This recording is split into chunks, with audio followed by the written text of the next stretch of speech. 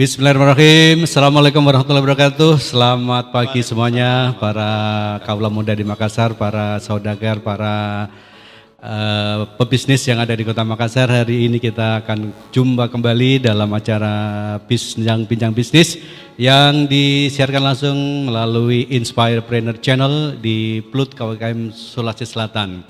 Hari ini kita akan banyak berbincang tentang bagaimana pola kehidupan, pola bisnis di era new normal, dan hari ini kita kedatangan tamu. Baik, kita sapa semuanya. Untuk tamu kita hari ini Pak Bahrul ya.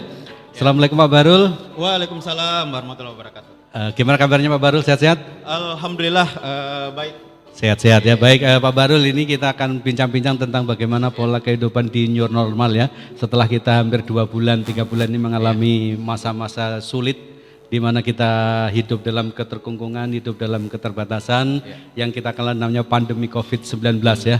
Nah, sekarang ini banyak sekali pelaku-pelaku usaha yang juga mengalami penurunan, mengalami stagnasi dalam bisnis. Nah, sebetulnya yang disebut new normal itu yang kayak apa Pak Bahrul? Mungkin itu supaya bisa dipahami lebih jauh ya, silakan. New normal ini memang lagi hangat-hangatnya ya, dibicarakan, semua orang bicara new normal.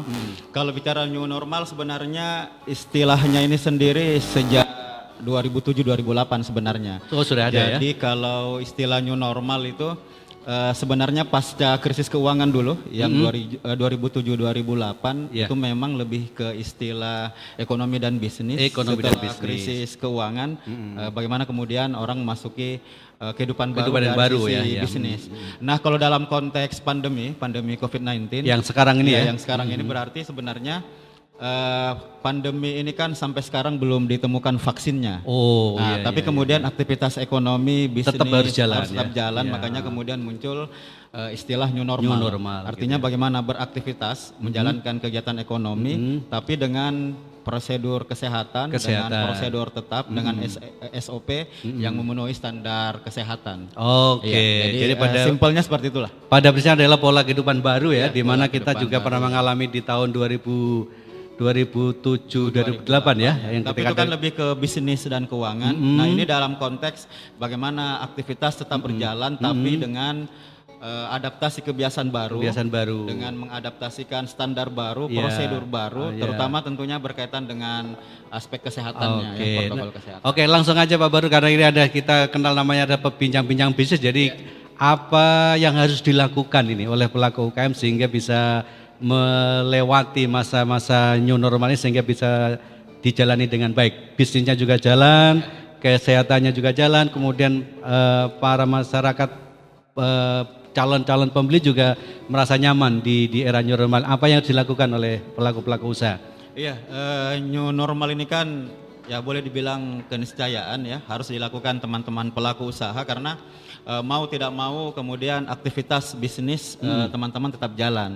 Nah, selama pandemi ini kan setidaknya kondisi teman-teman itu ada beberapa kondisi. Ada yang saat pandemi karena physical distancing, kemudian karena ada pembatasan jarak, itu kemudian kondisinya setidaknya ada beberapa kondisi, ada yang kemudian usahanya stop, karena mereka mau tidak mau kemudian tidak ada pembeli, kemudian usahanya berhenti. Ada juga yang kemudian saat pandemi itu dia lakukan shifting, bisnisnya itu yang awalnya offline, mau tidak mau harus online. Karena tokonya tutup, kemudian tidak ada pelayanan di tempat, nah itu kemudian dia lakukan shifting. Nah, ada juga teman-teman itu yang melakukan pivoting. Pivoting itu di bisnisnya itu tetap ke tujuan bisnisnya, tapi sumber dayanya itu kemudian yang dia manfaatkan, tapi dengan melakukan beberapa diversifikasi produk atau layanan. Ada teman-teman yang bisnis fashion, kemudian dia buat masker buat APD. Jadi sumber daya di bisnisnya itu yang tetap dilakukan. Yang kemudian itu yang selanjutnya bagaimana bisnisnya bisa survive. Nah, memasuki new normal, inilah yang kemudian bisnisnya kembali dilihat seperti apa. Apakah masih bisnis yang lama itu atau ada mungkin juga pelaku UMKM kita itu yang dia betul-betul model bisnisnya baru sekali ya. Dia ganti bisnisnya, totalitas ya. Nah, di masa new normal sebenarnya UMKM ini boleh dibilang yang paling siap memasuki new normal. UKM itu Iya, sendiri UMKM ya, itu sendiri. Nah, tinggal istilahnya kemudian usaha-usaha dia- kecil iya. mikro ya yang lebih siap ya. Jadi tinggal kemudian nanti mereka lihat apa yang harus dia lakukan di new normal. Jadi tentunya tadi yang di awal bahwa yang utama tentunya adalah bagaimana tadi aspek kesehatan itu yang utama. Yang utama. Oke, stop dulu Pak Barul karena ini nanti akan kita perbanyak berbincang-bincang ya. Berbincang-bincang yang lebih lebih luas lagi ya. Jadi intinya adalah tadi baik teman-teman sekalian. Jadi new normal ini jangan menjadi penghambat dalam dunia bisnis kita. Justru bisa jadi kondisi-kondisi sekarang ini bisa menjadi peluang juga kalau kita bisa upayakan menjadi peluang gitu. Jadi tergantung dari kita. Nah sekarang apa sih rentetan-rentetannya Pak Barul? Ketika UKM ini harus mengikuti pola-pola kehidupan new normal, apa yang harus dipersiapkan oleh UKM ini sendiri? Ya, new normal itu setidaknya ada 4 yang baru, Iya. Mas Ali ya. Yang pertama itu berkaitan dengan stay at home, Stay at home, lifestyle. ya. Jadi orang karena pandemi ini itu Iya. akan lebih banyak di rumah. Oh, Berarti akan jadi iya. tren itu orang belanja di rumah, Belanja di bekerja rumah. di rumah. Belanja di rumah. Berarti ini harus dipikirkan teman-teman UMKM ketika orang banyak di rumah. Di rumah. Bagaimana dia Bisnis mengelola apa itu ya? bisnisnya. Oke, ya satu. Itu yang Itu, pertama. Bu. Yang kedua itu berkaitan dengan orang itu akan lebih ke basic need. Basic need. Kebutuhan ya. dasar. Kebutuhan ya. dasar. Berarti Oh ya orang itu ya. akan lebih berpikir kebutuhan-kebutuhan apa untuk bisa makan, Makan. ya. Kebutuhan sembako, Sembako, kesehatan, kesehatan, ya. butuh herbal-herbal atau berkaitan dengan kesehatan.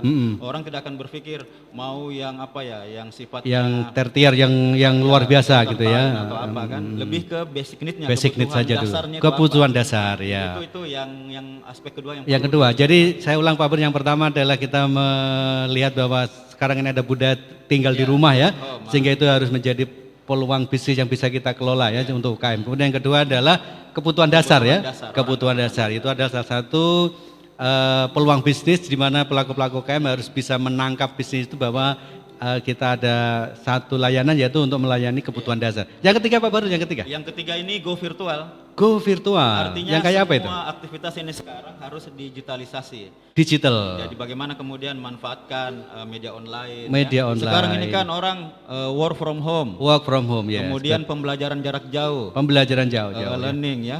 Distance learning. Kemudian bisnis pun seperti itu. Bisnis pun Pokoknya harus itu. sekarang ini di new normal ini digitalisasi ini sudah bagian dari kehidupan. Bagian ya, jadi apa, istilahnya kita nggak boleh gaptek Iya. lagi ya, apalagi Nggak pelaku ada UKM lagi yang alasan, gaptek wah ya. saya ini gaptek, nggak bisa. Nggak ada ini, alasan untuk itu ya. Teman-teman UMKM itu mau nggak mau harus bisa buat foto yang menarik, Yes, buat good. katalog digital, Yes, kuasai ya. platform, Iya, ya. iya, Bagaimana iya, iya. kemudian memanfaatkan sosmed. Sosmed ya, Nggak bisa betul. lagi, wah saya kok gaptek ya. Iya. Sekarang ini momentumnya.